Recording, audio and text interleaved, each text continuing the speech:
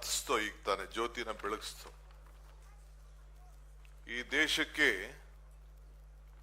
ಪ್ರಜಾಪ್ರಭುತ್ವದ ವ್ಯವಸ್ಥೆಯಲ್ಲಿ ಬಾಬಾ ಸಾಹೇಬ್ ಅಂಬೇಡ್ಕರ್ ಅವರು ಕೊಟ್ಟಂತ ಸಂವಿಧಾನವೇ ಈ ದೇಶಕ್ಕೆ ಒಂದು ಬೆಳಕು ಅಂತೇಳಿ ನಾನು ಭಾವಿಸಿಕೊಂಡಿದ್ದೇನೆ. ಅಂಬೇಡ್ಕರ್ ಅವರು ಅಸಮಾನತೆಗೆ ನಿವಾರಣೆಗೆ ಪಟ್ಟಂತ ಶ್ರಮ, ಭೇದ ಭಾವವನ್ನ ಹೋಗಲಾಡಿಸಿ ಕಾಂಗ್ರೆಸ್ ಪಕ್ಷ ಅವರಿಗೆ ಜವಾಬ್ದಾರಿಯನ್ನು ಕೊಟ್ಟು, ಕಾಂಗ್ರೆಸ್ ಪಕ್ಷದ ಶಕ್ತಿ ಏನಪ್ಪಾ ಅಂದ್ರೆ ರಾಜಕೀಯವಾಗಿ ವಿಭಿನ್ನವಾದಂತ ಭಿನ್ನಾಭಿಪ್ರಾಯವನ್ನ ಇದ್ರೂ ಕೂಡ ಬಾಬಾ ಸಾಹೇಬ್ ಅಂಬೇಡ್ಕರ್ ತಮ್ಮದೇ ಆದಂತ ಒಂದು ಪಕ್ಷವನ್ನ ರಚನೆ ಮಾಡಿದ್ರು ಕೂಡ ಈ ದೇಶದ ಇತಿಹಾಸಕ್ಕೆ ಬುದ್ಧಿವಂತರು, ವಿದ್ಯಾವಂತರು, ಪ್ರಜ್ಞಾವಂತರು ಅವಶ್ಯಕತೆ ಇದೆ ಅಂತ ಹೇಳಿ ಜವಾಹರ್ಲಾಲ್ ನೆಹರು ಅವರ ಸಂಪುಟದಲ್ಲಿ ಅವರಿಗೊಂದು ಸ್ಥಾನವನ್ನು ಕೊಟ್ಟು ಮುಂದಾಳತ್ವವನ್ನು ಮಾಡಿ ಇವತ್ತು ನಾವು ಅವರ ಸಂವಿಧಾನವನ್ನ ಇಡೀ ದೇಶಕ್ಕೆ ನಮ್ಮ ಭಗವದ್ಗೀತೆ, ನಮ್ಮ ಕುರಾನ್, ನಮ್ಮ ಬೈಬಲ್ ಅಂತ ಹೇಳಿ ನಾವು ಅದನ್ನ ಪೂಜೆ ಮಾಡಿಕೊಂಡು ನಾವೆಲ್ಲ ಬದುಕ್ತಾ ಇದ್ದೇವೆ.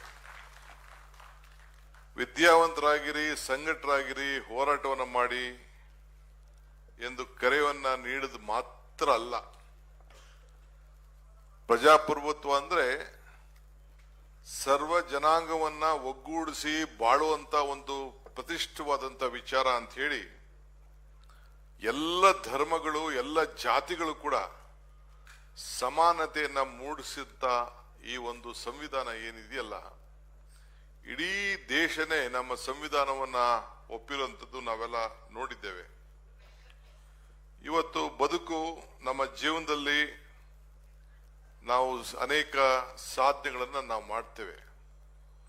ನಾವು ಸಾಧನೆ ಮಾಡೋದು ಮುಖ್ಯ ಅಲ್ಲ, ನಮ್ಕಿನ್ನ ಬೇರೆ ಜನ ಯಾವ ರೀತಿ ಸಾಧನೆಯನ್ನ ಮಾಡಿ ಅವ್ರ ಅಭಿವೃದ್ಧಿಯನ್ನ ಪಡ್ಕೊಂಡಿದ್ದಾರೆ ಅನ್ನೋದೇ ಅಂಬೇಡ್ಕರ್ ಅವರ ವಿಚಾರ ಮತ್ತು ಚಿಂತನೆ. ಈ ದೇಶದಲ್ಲಿ ನಾವೆಲ್ಲ ರಾಜಕಾರಣ ಮಾಡ್ತಾ ಇದ್ದೇವೆ. ರಿಸರ್ವೇಶನ್ ಸಿಕ್ಕಿದೆ, ಬಹಳ ಜನ ದೊಡ್ಡ ದೊಡ್ಡ ನಾಯಕರುಗಳಾಗಿದ್ದಾರೆ, ರಿಸರ್ವೇಶನ್ ಪಡ್ಕೊಂಡಿದ್ದಾರೆ. ರಿಸರ್ವೇಶನ್ ಅಲ್ಲಿ ನಾಯಕರಾಗಿದ್ದು ಮುಖ್ಯ ಅಲ್ಲ, ಆ ಜನಾಂಗವನ್ನ ನಾವು ಯಾವ ರೀತಿ ನೊಂದ ಜನಾಂಗವನ್ನ ಮೇಲ್ ಕೆತ್ತಿದ್ದೇವೆ. ನಮಗೆ ಕೊಟ್ಟಂತ ಈ ಅವಕಾಶವನ್ನ, ಈ ರಿಸರ್ವೇಶನ್ ಇಂದ ನಾಯಕರಾಗಿದ್ದಕ್ಕೆ ನಮ್ಮನ್ನ ನಂಬಿಂದ ಈ ಸಮಾಜಕ್ಕೆ ನಾವು ಎಷ್ಟು ಮಟ್ಟಕ್ಕೆ ನಮ್ಮಿಂದ ಅನುಕೂಲವನ್ನ ಮಾಡಿಕೊಟ್ಟಿದ್ದೇವೆ ಅನ್ನೋದು ನಮಗೆ ಬಹಳ ಮುಖ್ಯ. ಆ ದೃಷ್ಟಿಯಲ್ಲೇ ಇವತ್ತು ನಮ್ಮ ಕೆಲಸ ಇವತ್ತು ನಡೀತಾ ಇದೆ. ನಮ್ಮಿಂದ ಎಷ್ಟು ಜನ ಸುಖಿಗಳಾಗಿದ್ದಾರೆ, ಶಾಂತಿಯಿಂದ ಬದುಕ್ತಾ ಇದ್ದಾರೆ, ಸಂತಸದಿಂದ ಇದ್ದಾರೆ ಅನ್ನೋದು ಕೂಡ ಬಹಳ ಮುಖ್ಯ. ಅಂಬೇಡ್ಕರ್ ಅವ್ರ ಕಡೆ ಒಂದು ಮಾತು ಹೇಳ್ತಾರೆ, ಇತಿಹಾಸ ಮರ್ತವನು ಇತಿಹಾಸವನ್ನ ಸೃಷ್ಟಿ ಮಾಡಲಿಕ್ಕೆ ಸಾಧ್ಯ ಇಲ್ಲ ಅಂತೇಳಿ ಅಂಬೇಡ್ಕರ್ ಅವರು ಹೇಳಿದ್ದಾರೆ. ಈಗ ನಾವು ಕೂಡ ಮಹಾತ್ಮ ಗಾಂಧೀಜಿಯವ್ರನ್ನ ಈ ದೇಶದ ಮಹಾತ್ಮ ಅಂತ ಹೇಳಿ ನಾವು ಯಾವುದೋ ಅಧಿಕಾರಕ್ಕೆ ಅವರು ಆಸೆ ಪಟ್ಟವರಲ್ಲ ಅಂತೇಳಿ ಪ್ರತಿ ಊರಿನಲ್ಲಿ ಅವರ ಪ್ರತಿಮೆಗಳನ್ನ ನೋಡ್ತೇವೆ, ಹೆಸರುಗಳನ್ನ ನೋಡ್ತೀವಿ. ಅದೇ ರೀತಿಯಲ್ಲಿ ಇವತ್ತು ಇಡೀ ದೇಶದ ಉದ್ಗಲಕ್ಕೂ ಕೂಡ ಯಾವ ಬೇಕಾದಷ್ಟು ದೇವರುಗಳನ್ನ ನಾವೆಲ್ಲ ಕಾಣ್ತಾ ಇದ್ದೇವೆ, ದೇವರುಗಳನ್ನ, ಮೂರ್ತಿಗಳನ್ನ ನಾವು ನೋಡ್ತಾ ಇದ್ದೇವೆ. ಆದ್ರೆ ಒಬ್ಬ ವ್ಯಕ್ತಿ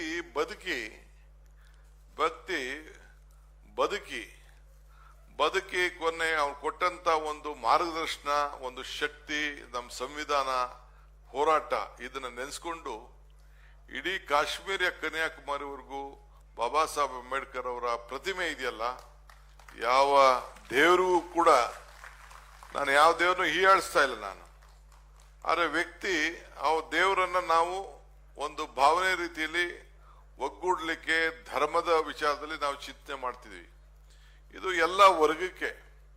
ಆದ್ರೆ ಒಂದೇನಪ್ಪಾ ಅಂದ್ರೆ ನಾನು ತಮ್ಗೆಲ್ಲ ಹೇಳೋದು, ಈ ಬಾಬಾ ಸಾಹೇಬ್ ಅಂಬೇಡ್ಕರ್ ಅವರ ಚಿಂತನೆ, ವಿಚಾರ, ಜನ್ಮ ಆಚರಣೆ ಇದು ಬರೀ not A schedule caste issue. Schedule caste ಅವರು ಲಂಬಾಣಿಯವರಾಗ್ಲಿ, ಪರಿಶಿಷ್ಟ ಜಾತಿಯವರಾಗಲಿ, ಪರಿಶಿಷ್ಟ ಪಂಗಡದಾಗಲಿ, ರೈಟ್ ಆಗ್ಲಿ, ಲೆಫ್ಟ್ ಆಗ್ಲಿ, ಕೊರ್ಜ ಆಗ್ಲಿ, ಕೊರ್ಮರಾಗ್ಲಿ, ಬೋವಿ ಆಗ್ಲಿ ಅಲ್ಲ, ಇದು ಆಸ್ತಿ ಅಲ್ಲ. ಇಡೀ ದೇಶಕ್ಕೆ ಎಲ್ಲ ವರ್ಗಕ್ಕೂ ಕೂಡ ಬದ್ಧತೆ ನ್ಯಾಯವನ್ನ ಕೊಟ್ಟಂತ ಧ್ವನಿಯನ್ನ ಕೊಟ್ಟಂತ ಒಬ್ಬ ಧೀಮಂತ ನಾಯಕರು ಅಂತ ಹೇಳ್ಕೊಳ್ಳಿಕ್ಕೆ ನನಗೆ ಬಹಳ ಸಂತೋಷ ಆಗ್ತದೆ.